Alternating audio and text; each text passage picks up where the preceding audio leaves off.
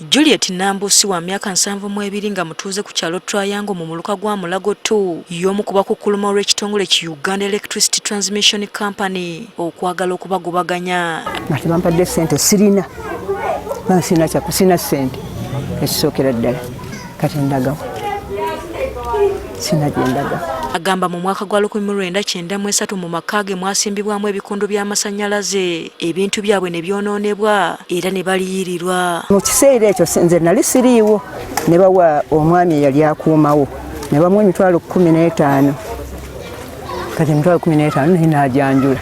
Nga wayise ebbanga bawulira nti abali wansi wa waya zino n'abalinaanidde amasannyalaze gano baakusendebwa era kwe kuddayo okwekubira enduulu baliyirirwe. Omulamuzi yajja wano n'atuula n'abiraba ne tuwogera ne biggwa ne tutandika era okutambula ne tutuuka ku endi ey'okumaliriza byonna ey'okumaliriza ki omusango ne tumanya kati bagenda kusala musango. N'agamba n'okutuusa kati tebaliyirirwanga. Ab'amasannyalaze kyenjagala bansasule kubanga era kyekyatutwala mu kkooti nti batusasule fetuviiwo. Twagala obwenkanya okuva mu UETCL ebeere nti tekoma bukomi kubeera nti nno nti yatusasula property damages ng'ebitooke bye baasaawa wabula batusasule ne mu properties zaffe nga bazivaluwinga. N'abantu abalala bangi mu kitundu kino bali mu mbeera y'emu n'omukadde ono.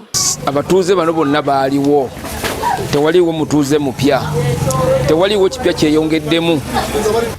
Batusinganawo bagenda okuteekawo layini eno mu 2093 bayaganawo abantu mwesatu tebasasulwanga. Kati ab'ekitongole ki Uganda Electricity Transmission Company ekivunaanyizibwa ku kubunyisa amasannyalaze basisinkanya abakulembeze mu bitundu by'e Kawempe. Kyawe n'ekirala kye tutaabagana ebitakkirizibwa kwe kutransactinga mu ttaka eryo nti ze ninawo ekyapa ninawo mu 30 meter corridor y'ekibangirizi.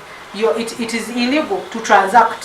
Mukyala tumwene mugamba abantu abamu neeno bayina abantu abamu be baagala osengula bayina ebyapa naye kati omuntu alina ekyapa madamu kyatuzemba omuntu alina ekyapa musimanyi wadde alina ekyapa baba balina omusengula ate ekyapa byabye balina tebiriiko demarcation. Jonathan Okucho omwogezi wa UETCL agamba abantu bonna mu bitundu by'e Kawempe baasasulwa mu biseera amasannyalaze gano lwe gaayisibwawo. The situation which is occurring is that there were people that have been compensated earlier, but the land transaction continued to go on. The land now, those who are inhabiting under the waylifts are different people from those who were there earlier. Badru Bakojja amyuka meya w'e Kawempe naye awagidde kampani eno ku ky'okusengula abantu bano kuba baasasulwa dda. Baasenga mu kifo eky'ekibangirizi ky'amasannyalaze era okusengawo kwabwe kuba kukyamu nga baasenga mu layini ya leerwe. N'olwekyo tubategeeza nga bukyali ekisooka mu byonna bw'obeera wali otaddewo ssente zo ng'oguzeewo obuguzi okome kukufiirwa ssente ze wagulamu obuguzi ate tolema kusaako kizimbe kuba kijja kumenyebwa ate nga tojja kusasulwa. Abantu abasuubirwa okukosebwa mu nteekateeka eno basoba mu 2. Asfa Nanvuma, Agafeeyo ku Spark TV.